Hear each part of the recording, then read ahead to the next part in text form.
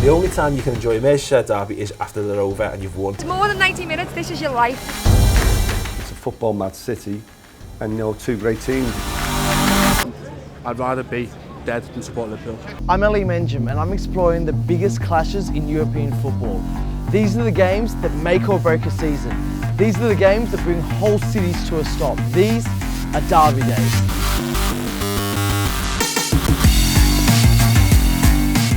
This time, I've come to Liverpool for the longest running top flight derby in England, one that's become, over the last few years, the most violent in the league. With the derby, you're thinking about it for days before.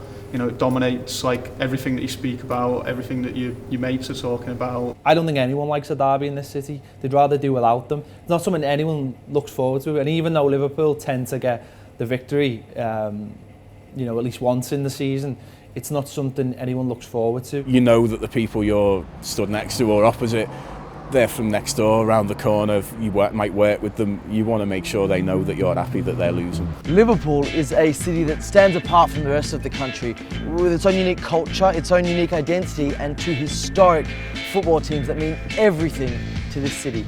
We don't feel a connection with the rest of England. We always say we're not English, we're Scouse. We have our own identity, and I think some people in this city, if they had the chance, would make it a republic. It's a very proud working class city, but the people here have got a very unique sense of humour and love enjoying themselves. What difference football makes to the city? Oh God, it's absolutely huge. I mean, you walk anywhere, you jump in a taxi, you go into a pub, so you wander down the streets, people will talk to you about football. The first football club on Merseyside was established all the way back in 1878 by the Methodist Chapel of St Domingos, and it was then a year later that they were named Everton after the village that we look over here. It became very well followed on Merseyside. We're taking 1,000 people to away games in the early days of the league. Won the league in 1891. Now, people may not know this, but Everton were a big success at Anfield, long before Liverpool were even in existence. Everton were there for 4 years, and then of course, the famous split. The landlord at the time, John Holding, there was a rent row. I think he wanted to increase the rent on the ground, and the other board members thought that was the wrong thing to do. And in the end, Everton really just walked away from Anfield, and walked away from Holding. And that left him without any players, and really only with a shell of a club. Some people decided that they would stay on, and they formed Liverpool Football Club at Anfield. What happened to Everton? Well, they moved about half a mile across Stanley Park to set up their home at Goodison Park, and then obviously that's the two grounds are separated by a Simon Mignolet goal kick now, and you can the rivalry's been going on since 1892. In my past few derbies, I've seen fans split over issues such as political agendas like in Spain, or different club ideologies such as in Milan. But what differentiates an Everton and a Liverpool fan? Why choose one side of Stanley Park over the other? I think that's what makes Merseyside football or Merseyside derbies so unique, because there are no geographical divisions, there are no religious divisions, certainly. There's just a switch in someone's head that you're born with and it's flicked the other way. You know what I mean? And that's the difference between being a Liverpool and Everton fan. And maybe the Evertonians were, maybe it's just the doctor just dropped them as they were coming out or something, I don't know, you know what I mean? It's difficult to say why, but it does make the city, absolutely unique. I think for 363 days a year, they might be your brother, they might be your best friend. On derby day, they're just one of them. You knew the second the game finished, if you were back home, you get home from the match and the phone would ring and your heart would sink and you pick it up and it'd just be someone laughing down the other end of the phone. Used to be referred to as the friendly derby, and old fellas that still go to the match now will have gone to watch Everton one week at home and then Liverpool the next week. I think it's one of them only places where you have people of the same families being Reds and Blues. Clearly, when you get inside Anfield or Goodison on derby day, the rivalry is absolutely intense. It's so bitter it's untrue. But once it's all finished, the fans do tend to get together and you do talk to your mates, even though they might belong to the other side. Despite the success of both sides, the tale of this footballing city will be forever shaped by two tragic incidents in the 1980s. The day Hillsborough happened, Everton were playing in the semi-final, the other semi-final that day, so I think there was a real appreciation from Everton fans. Not only was it their people who were suffering at that time, it was also an appreciation that it could easily have been them who were in that situation. I was at the other semi-final, I was at the Everton versus Norwich game at Villa Park. I remember being at that ground and remembering hearing that there'd been a commotion and And then knowing that I had friends and family at that game, and suddenly it becomes more about that than the game itself. After Hillsborough in the FA Cup final, the chant at Wembley was Merseyside, it wasn't Everton or Liverpool, and it showed how united we were. There's a newspaper that's boycotted that we don't say the name of because of the lies they published. You won't find any Evertonians buying that paper either. No, yeah, it's not just strictly down to... So when it really knuckles down to it, we just do stick together. It was absolutely right at the first match that should be back. You know, after that, tragedy was the Goodison Derby match.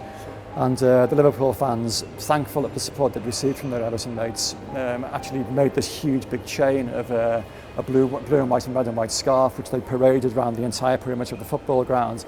And there were banners held up, LFC, thanks AFC, we never walked alone. Despite the friendly nature of Merseyside and its derby, this fixture has seen more red cards issued than any other since the inception of the Premier League. And now there are some saying that this on-field animosity is starting to be mirrored off the pitch. The European Cup final of 1985 was held at the Heysel Stadium in Brussels. It was a bit of a wreck. It was crumbling. There were bits of terrace just lying around. There's a feeling amongst Evertonians that their time was set to come, and basically because of the Heysel disaster, we sort of, ultimately robbed them of their chance to sort of step up and do whatever. The Juventus fans tried to push the Liverpool fans out of one end behind the goal. The Liverpool fans responded and pushed the Juventus fans effectively back against a stone wall, and they were trapped there and many were asphyxiated. 39 died. Really very tragic. And in the immediate aftermath, UEFA banned English clubs from Europe for a number of seasons. A lot of Everton fans looked at the downfall from the 90s and being part of the European ban, where Everton were at the very strongest, 1985, missing out on being part of the European Cup. A lot of Everton fans blamed Liverpool fans for that because of what went on at Heysel. There have been some nasty atmospheres at derbies, crude and offensive chants aimed at players, the kind of thing which you never had in the past. I mean, in terms of the animosity off the field between the two sets of supporters, you will get that. You'll always get it because there's people with great passion for the clubs, and there's people who care and who do build up a resentment for the opposition. It got very, very grim, but I do think it's improved significantly. Maybe the sensible fans decided, look, enough's enough, let's try and take a step back from this.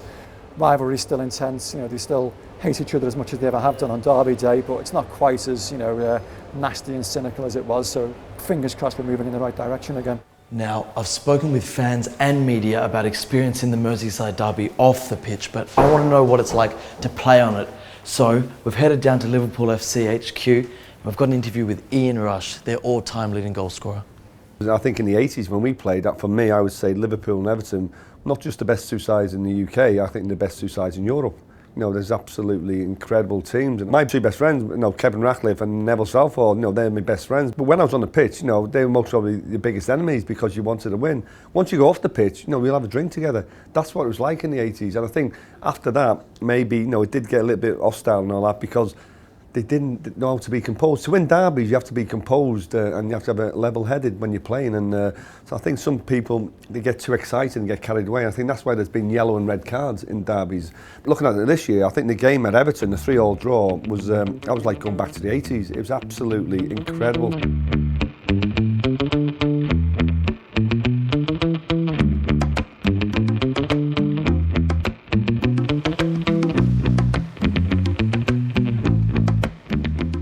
Okay, so Derby Day is upon us again, and so is the hype and the excitement. Outside, everyone's got their colours and their badges on, and the media are all over it as well. I mean, it is front to back, every page, all about the derby. I've got a quote here from Steven Gerrard: losing to Everton feels like a gut-wrenching pain. He says another line here about, some say it's a six-pointer. To me, it's much more than that. Basically, this game means everything to the people of Merseyside. The nerves are there, but so is the hype. And I think the best way to capture it all is to head over to Anfield, speak to the people and see what Derby Day does to Liverpool. Do Liverpool have a chance?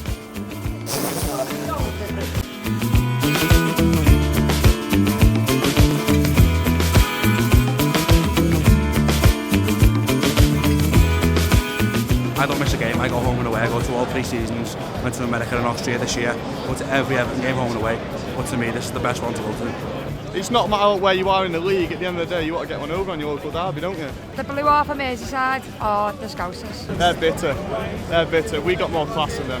People who support Liverpool actually are from Norway and Ireland and all over the world. We actually come from this city, we created football in this city. But all the excitement of what a derby is all around. The Liverpool bus has just turned up. Everyone's screaming out their names. There's lines for hundreds of metres just to try and get a glimpse, and it's just typical of what a derby is. The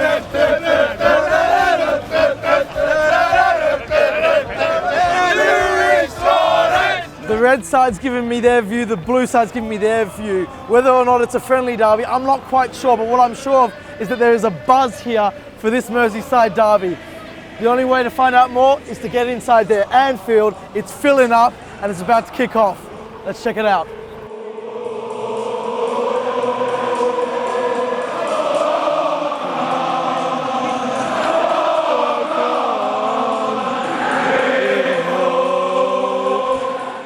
When you actually run out on the pitch before the kick-off, you can actually feel the tension and the passion about the supporters. And they talk about 12th man, and one thing for certain, when you're playing at Anfield, them supporters make it the 12th man.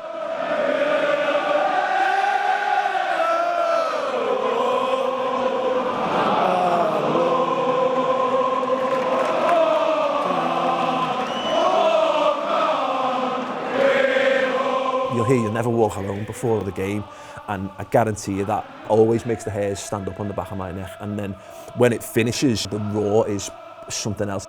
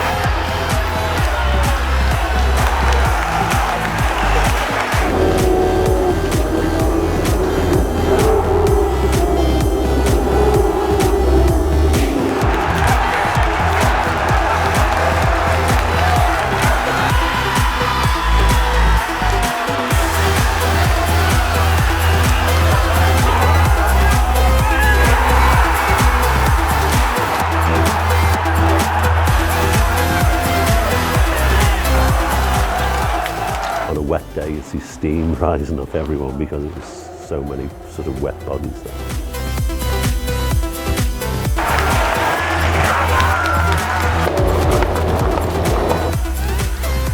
If it's Luis Suarez, I'll probably be laughing out loud because he has the ability to make grown men laugh and giggle.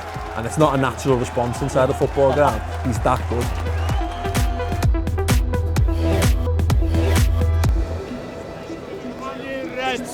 Come on, you red men!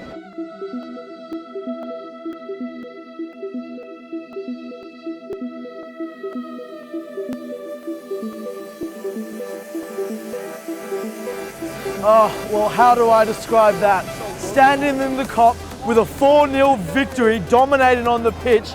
I just don't know. Probably the best way is what they were singing. Poetry in motion, it really was. And I'm not talking about on the pitch, I mean off the pitch. The Kop in that terrace is the best active support I have ever seen, and I think I may ever be part of. Scousers all week have been telling me how they are different to the rest of the country. Well, I think they're different to the rest of the world. The way they sing, the way they chant, the way they have that passion for their football team cannot be rivaled. Once again, it's another country, another city, another derby, showing me the power of football and the power of its fans. Once again, the World Game does its duty. One world, one game.